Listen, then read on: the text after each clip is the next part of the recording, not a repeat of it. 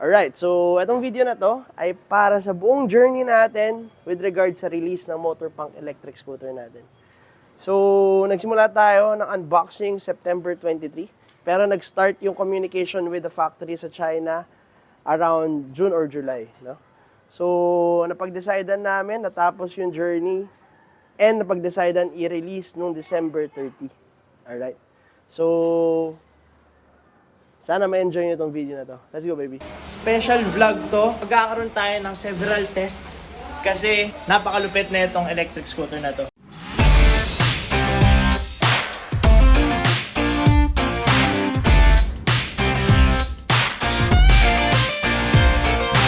Nakipag-partner tayo sa factory sa China at meron akong requirements at nilagay dito. Since very familiar na ako sa market natin sa Philippines, alam natin na naghahanap tayo dito ng waterproof na electric scooter. So hanggang ngayon kasi walang nare-release na waterproof electric scooter na mababa yung presyo. No? May kinausap akong factory at meron akong requirements. Sinabi ko dapat ganito yung gagawin nyo. Dapat ganito yung controller, dapat ganito yung battery. So basically, ito yan, yung dalawa. We will be undergoing several tests before natin i-release to. Sisimula tayo September 23. So titingnan natin yung journey. Eto dito magsimula yung test natin. Sakto kasi umuulan ngayon and very busy dito sa shop. Bubuksan na namin to kasi para matest natin sa ulan. So basically dalawa to, isang single motor and dual motor. Ulitin ko lang, special unit to, undergoing testing. So ito, specially made to para sa Philippine market. Okay? So titingnan natin if mag-workout. Update namin kayo. So itong vlog na to, para dito yun. Let's go! Ang goal natin para dito sa unit na to is mura, rainproof, matibay, maganda. Okay? So basically yun lang. Yun yung target natin para talaga ma-push ang electric revolution sa Philippines. Ito yung goal natin. This is it, baby. So halos 2 months na namin ito pinag-usapan ng manufacturer kung ano yung demands ko. And masaya naman sila nag-comply with it. So, test natin ngayon. Kuha ka ng shit. Box pa lang, panalo na. This variant is 52 volts, 18Ah, dual motor, rainproof. Side? Right side?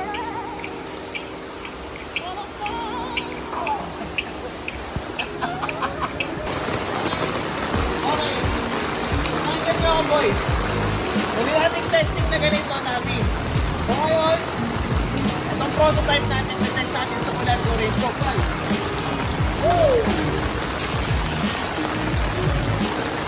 Iwan natin dito, hindi na natin masira. Ha? So, pwede ka mag-dual. Single. So, pwede mo kopya yung ilaw. Lahat andito. Interface niya. Oh. Ganda oh, busina. Kahit makuha ang busina, kahit umuulan. Tayo mararating.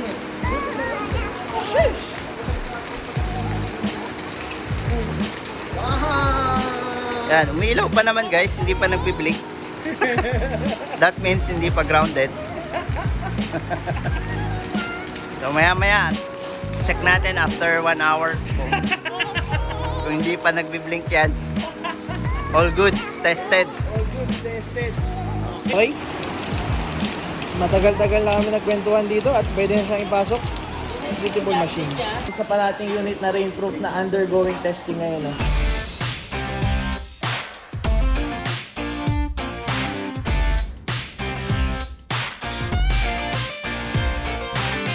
Undergoing the testings.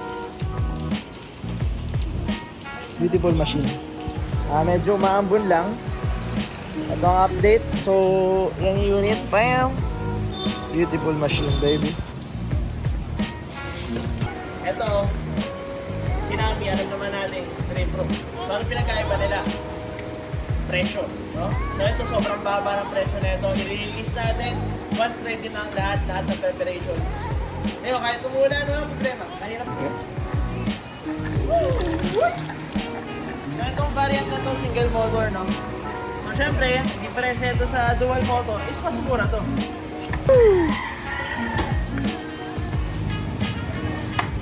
So, undergoing testing pa rin tayo ng prototype. Update lang, October 10 na ngayon. Ayun siya. Napakalakas ng ulan. Boom! Wet test. Tingnan natin kung masisira. Let's go, baby. Wala na yung ulan. So, okay pa rin ba ang ating prototype super electric scooter? So, pagbubuksan ng ating prototype super electric scooter, long press mo lang to. Bam, o, di ba? Kanina pa itong naligo. Dito mga ilang minutes na yan naliligo. Kalating oras na. Ayan, kalahating oras na. Tumila na yung ulan pero buhay pa rin ang ating super electric scooter prototype. Bam, beautiful machine. Oh. So undergoing stress test. Pangalawang beses namin to nilusob sa malakas na ulan. So ito yung single motor version. No? Bam, sige lang. So yan yung dual motor, unfortunately, nabenta na agad. So dun sa client ko na nabentahan ko, pinapa-stress test ko rin sa kanya, all weather. Hanggang ngayon wala siyang problema, no? Simulan eh. Ayan, beautiful machine. Ganda. So, pag may malakas na ulan ulit, update namin kayo, bibidyohan namin, papaliguan ulit natin. So makita mo, wet na wet, oh. May ligas ng wet. Wet. Iiga mo konti. Ayan, pakita mo. Pakita mo yung tulo. Oh. Grabe, oh. Shower ride. So, oras na ulit para sa ating super prototype. Kasi umuulan. So, super prototype testing tayo. Let's go, baby. Ito, ang rule natin ngayon, every time umulan, ilalabas natin electric scooter. Ayan na siya. Bam. Ultimate prototype rainproof electric scooter undergoing stress test, baby. Let's go. Pinapausog natin sa gitna para mas expose. Stress test po yan, no?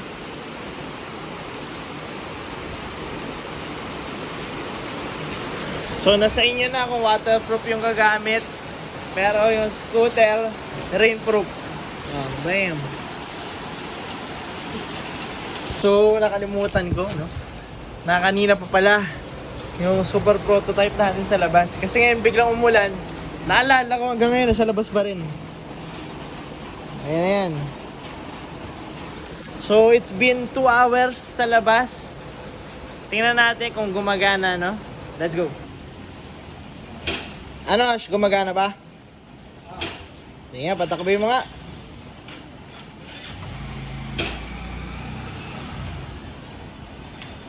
Baka matusok ka.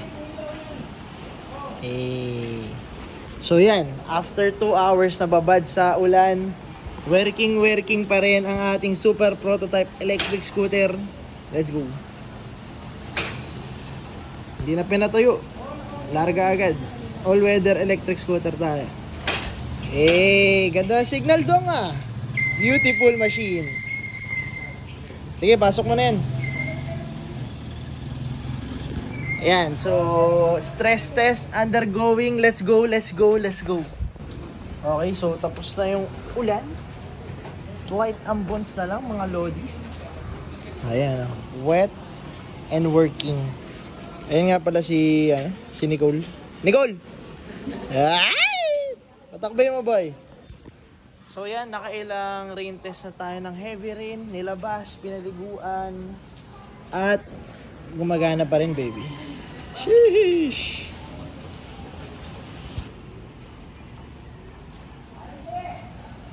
Woo! Napaka-beautiful machine. Kahit ulan, walang problema. O, tawin mo lang, Pogi. Woo! Diyan, beautiful machine. Alright, so yan. Update lang yan. It's October 27. Let's go, baby. Okay, guys. So, November 5 ngayon.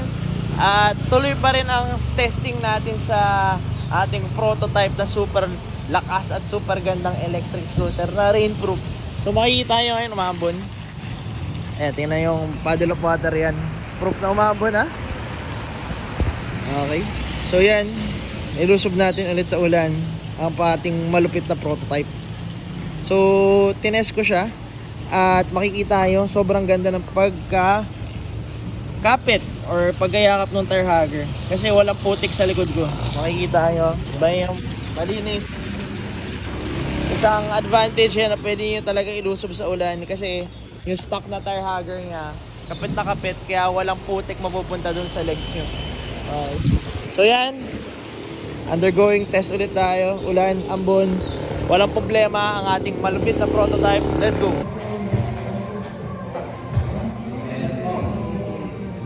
So andito na naman tayo sa isang vlog para sa ating ultimate prototype. So sa mga di nakakalam, may application din yan. Okay, so ngayon ko lang binuksan at ngayon ko lang tinest. Pwede mo i-adjust yung acceleration nito tsaka torque power, initial kick. So lalo lumakas. Ayan o, bam! So ito yung ultimate unit natin na rainproof. Na target natin ibaba yung presyo. So makikita nyo, lumakas na yung torque.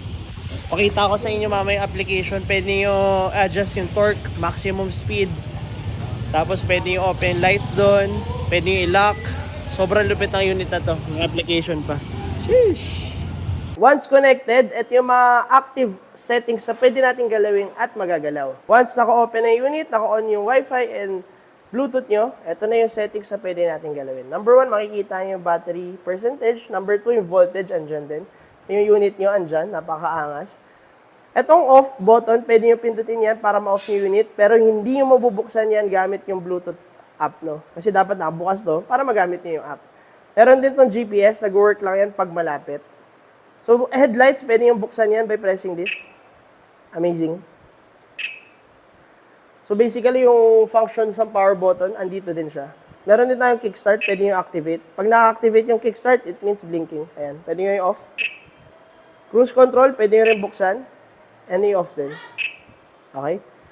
Ngayon, pwede nyo rin paglaruan yung power settings natin or acceleration and speed settings. Doon kayo sa vehicle setup. Press nyo lang yan. DIY performance settings. Pwede nyo paglaruan yung maximum speed. Pwede nyo paglaruan yung setting torque. Kung gaano kalakas yung torque. Okay. So, next natin is meron tayong vehicle setup. DIY performance settings. So, pwede nyo dyan i-adjust yung maximum speed, starting torque, maximum torque, and e-brakes. Okay?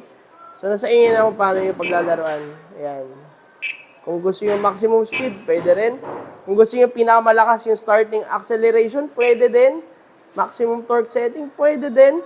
E-brakes naman, pwede nyo rin adjust yan kung gaano kalakas yung drawback after nyo mag-brakes, no? Meron din restore to default kung gusto nyo. Alright? So, napakaganda na ito kasi pwede nyo siya i-customize to your liking, no? Kung gaano kalakas yung power na gusto nyo, kung papagamit nyo sa bata, pwede nyo ibaba yung settings para hindi aggressive. Di ba napakalupit, baby? Okay? Ano pa ba mga pwedeng makita dito? Yun lang naman yung mga importanteng pwede natin galawin dito sa app, no?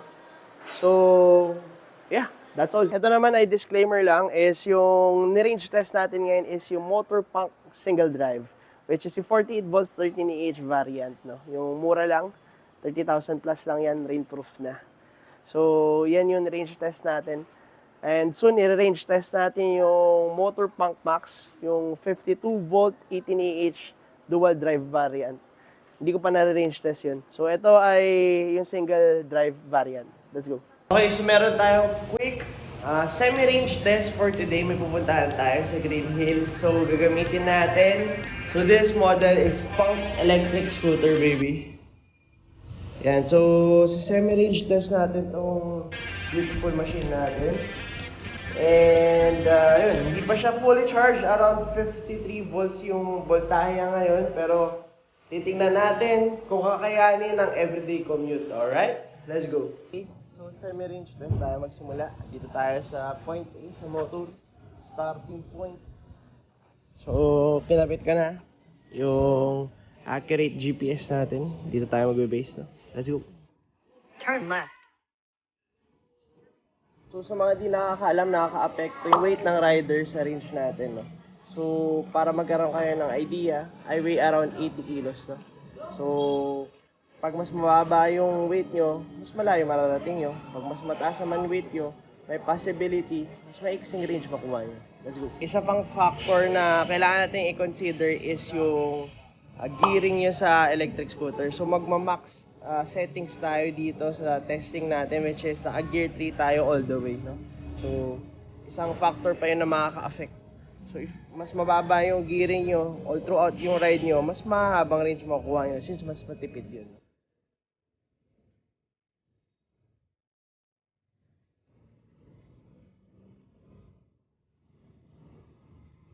Right, currently 3 kilometers in. At yung una nating getting flyover, papakita ko sa inyo kung gaano ka-powerful tong si Punk Electric Scooter, baby. Woo! Ang masasabi ko lang dyan, wala na bang masihirap pa doon? Kasi kung makikita nyo, pero di yung makikita kasi nag-corrupt yung file, is hindi nahirapan na ating Punk Electric Scooter, no? Sinisyo lang yung flyover doon sa may Legarda, no? Ayan, yung Legarda flyover. Kung ano man tawag sa flyover doon, sinisyo nyo lang ang flyover na yun. Pero hindi nyo makikita kasi nag-corrupt. Okay? Mukhang kailangan talagang palitan na ito. Lolo na ata ito eh. Pero yun, nag-corrupt. Sayang hindi nyo nakita kung gaano sinisyo ni Punk Electric Scooter baby natin yung flyover doon sa may Legarda, no? Okay, diretso na nga tayo. Alright, so andito na tayo sa may SM Santa Mesa, no? 5 kilometers away from Moto. Ayan, group 5 kilometers in, 2 volts yung kinain. SM Santa Mesa, Indiana, all for you. Yeah. Ayan tayo sa crossing ng Aurora and Araneta Avenue, no? So, let's go. Paparating na sa Gilmore Station. So, andito na tayo sa Gilmore Station. Dito tayo sa bilihan ng mga computer parts. Pero hindi tayo bibili ng computer parts. In-update ko lang kayo, no? So, 7 kilometers in, 51 volts pa. Baby, napakakunat ng battery na ito. Turbo, okay na okay ito. Best for everyday commute. Rainproof electric scooter, baby. Let's go. I-share ko lang, no? Kung nagdadalawang isip pa rin kayo bumili ng electric scooter, tingnan nyo naman yung traffic na sa harap ko. So, ito yung perfect example bakit kayo dapat bumili ng electric scooter, mga boys and girls and everybody in between. Tingnan nyo naman. Diba? Sa Ortigas Avenue na tayo. Simula pa lang ito ng Ortigas Avenue. Sobrang traffic na. Pag naka-scooter tayo, diretso, baby. Okay, mga idol, tayo ay nasa Green Hills na. So, dito yung bahay ng mga berdeng bundok. Ayan. So, baby. So, 10 kilometers in.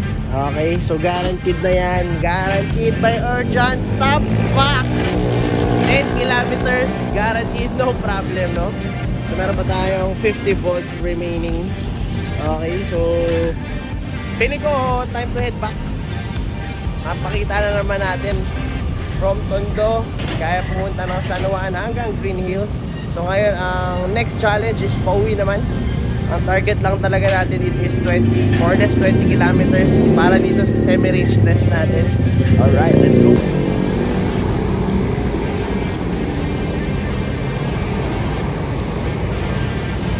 Green Hills.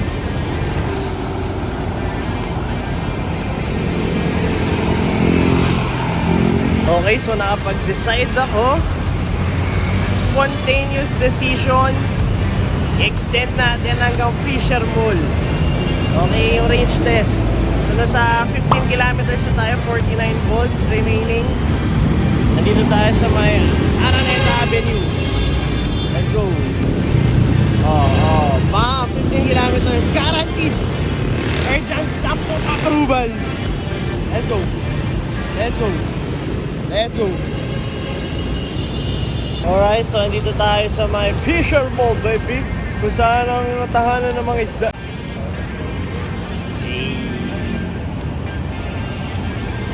16 kilometers, nasa Quezon Up na tayo. Saan tayo maabot? Let's go, baby! Okay! Andito na tayo, 20 kilometer mark, stamp of approval, urgent, pop, guaranteed, 80 kilos, guaranteed, 20 kilometers, itong ating base model na Punk Electric Scooter, single motor, 48 volt, 13 AH battery, guaranteed, no? 20 kilometers. currently, nasa Banawi Park na tayo. Pauwi na tayo. Galing tayo sa may QA. Umikot tayo doon. Pinakita natin Fisher Mall, no? Okay. Resibo lang. Pakita natin yung resibo. 20 kilometers. Resibo. Okay. Wala din ng helmet. Beautiful machine. Oh. Beautiful electric scooter. So siguro perfect time na rin to na bigyan ko kayo ng few specifications sa pang electric scooter na memorize ko na. No? So isa-isa natin mga lodi. Scooter na to, ang tagal na natin to tinatago sa public kasi matagal natin in-stress test to para sure ball na maganda yung makukuha yung electric scooter. So ito ay full rainproof. Same sa Nami electric scooters, full rainproof to. Silicone sealed yung controllers and battery. Yan yung kinaibahan niya sa ibang electric scooters. So pwede nga na ilusob yan sa malakas sa ulan. Yan. So nakipag-partner tayo sa China factory sa R&D para malgawa tong electric scooter na to. Yan. And design wise, tingnan nyo naman, napakaganda. Sobrang modern, sobrang high-tech, sobrang futuristic. Modern na, futuristic pa. Saka yung makakita ng ganitong design sa ganitong presyo. Siyempre yung presyo sa dulo pa yun, pero magugulat kayo. Rainproof electric scooter, rainproof electric scooter. Tapos ganyan lang yung presyo. Dito lang yan sa Motor EVP, no? So ang battery pala nito ay 48 volts, 13 AH. 21,700 cells na gamit natin dyan. Kaya sure ball, makunat. Meron tayong 10 inches tubeless tires harap likod. Tapos ito pa kinaganda yan, okay? Meron tong e-brakes. Meron din tong drum brakes. Ang advantage naman ng drum brakes is matagal mapudpod compared dun sa mga mechanical brakes natin na manipis. Ito, matagal mapudpod. Same yan sa Valkyrie natin. Kaya guaranteed. At alam ko, I can attest na makunat yung brake pad niyan. And moving forward sa suspension, okay? Okay. So ano advantage ng suspension nito? Kung makikita nyo guys, C-type suspension yan harap likod. Walang spring rubber type. Same sa Dualtron. So ito kasing C-type na rubber suspension. Ang advantage yan, to be honest, is sa gitna yan. Ang C-type na naka-spring is wobbly at high speed. Para ma-compensate yung wobble at hindi nyo na kailangan maglagay ng steering damper is rubber suspension. So yan, nasa gitna yan. Meron ka ng comfort, meron ka pang stability. Welcome back to the video. Hey Hashes, say hi to the video. Good.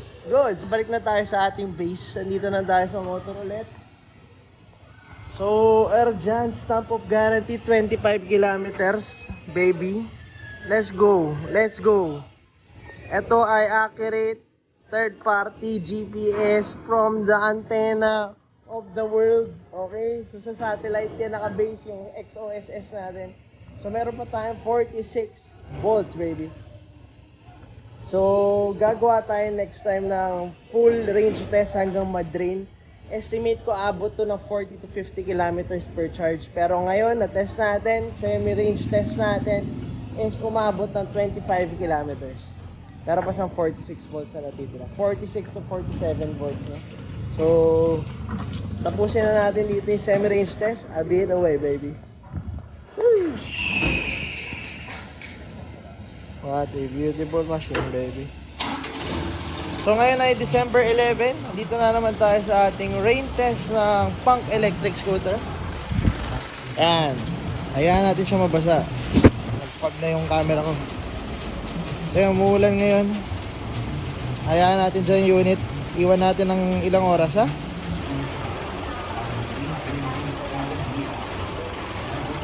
Umaraw agad. Natakot yung ulan kay Boy Punk electric scooter natin. It's wet and functioning. Fully functioning, eh? Let's go. Sip muna for good luck. Do this. I have an important announcement to make for you guys. So, isi-share ko lang yung energy kasi bumili tayo ng kape ngayon. So ngayon, habang nag-shoot tayo, umuulan na actually.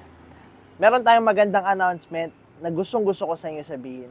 Is itutuloy na natin and yung testing ng ating prototype is done. It's been 3 to 4 months. Tinest natin tong prototype natin which we are calling Punk Electric Scooter ngayon. Bakit to naiiba sa units ngayon sa market? Okay? I-share ko lang, 3 years na tayo sa market. Okay? Kabisado na natin ins and outs sa electric scooters. Alam na natin yung strengths and weaknesses ng iba't ibang models. Sobrang dami na natin binenta at nabenta at binibenta as of the moment ng electric scooters. This one separates sa buong market. Okay? Kompleto dito lahat. Tubeless tires, C-type suspensions, napakaganda ng build, very sturdy.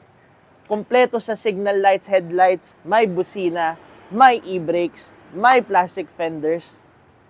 Maganda yung torque, malakas yung acceleration. Hindi lang yun. Yung unit na to ay rainproof.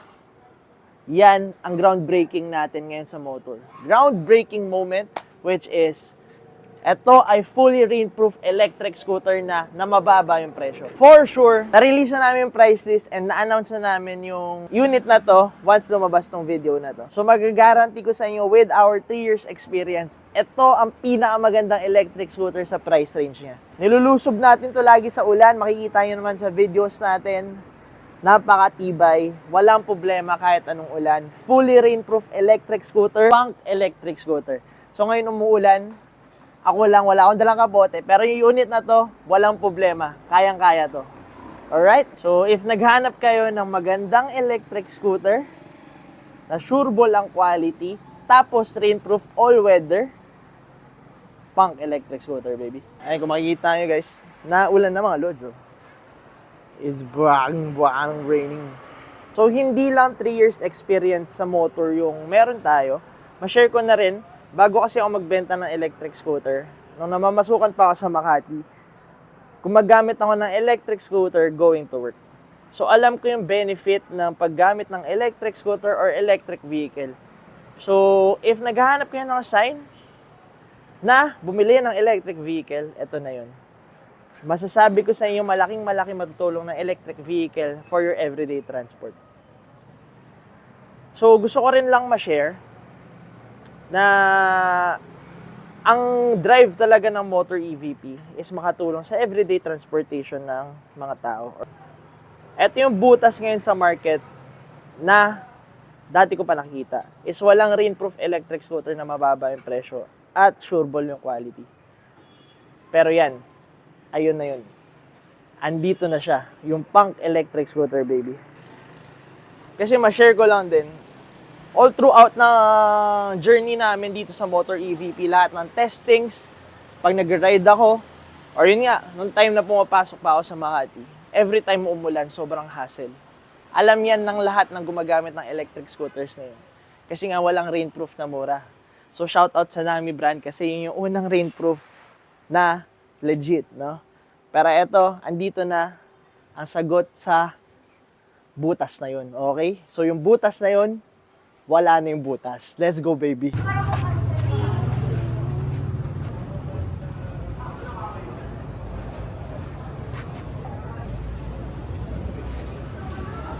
Oh. Basahin mo lang. Yan. Okay, guys. It's currently December 30. Patapos na yung taon.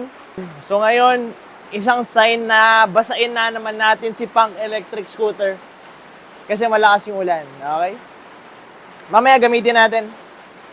May pipick upin ako sa Binondo. Pero yan, paliguan natin. Libreng car wash, libreng scooter wash para sa ating Punk electric scooter, baby.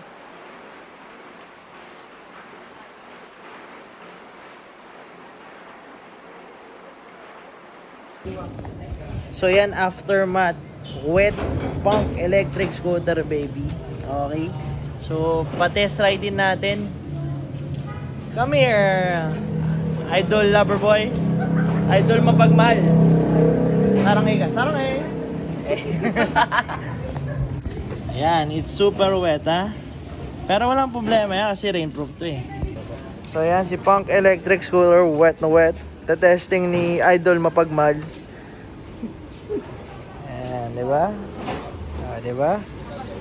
Woo! Lakas ng acceleration. Kompletong-kompleto yan. Ah, di ba? Ah, si Idol Mapagmal, oh. Lakas ng acceleration. Oy, push! Mo one hand. Sa ating ilaw. Makita natin sa mga bossing. 1, 2, 3, 4. O, di ba? High-tech. Kahit basa, okay lang. Walang problema. Ilang beses na to naligo sa ulan. Bongbo pa rin, di ba? Sheesh! Bongbo? Bongbo siya. Sheesh! Punk electric scooter, baby. So, sana nagustuhan niyo yung video. Makikita niyo naman, ang binabayaran niyo dito pag bumili kayo ng electric vehicle is hindi lang unit, pati yung after sales. Tama ba, boys? Hey! So, sa after sales, di namin kayo iiwan. Guaranteed yan. Marami tayong technician dito. Para sa inyo, kakagdag kami. Everybody, let's go! 5, 6, ready? Tayo. Kakagdag tayo. 5, 6, 5, 6, 7, 8. Kaldag. Okay, 5, 6, 7, 8. Abiyet away. 1, 2, 3, go! Abiyet away! Kung gusto nyo bumili, shop location namin and contact number, price list, papakita ko ngayon. Bayam, post nyo na lang kung gusto nyo. Abiyet away, baby.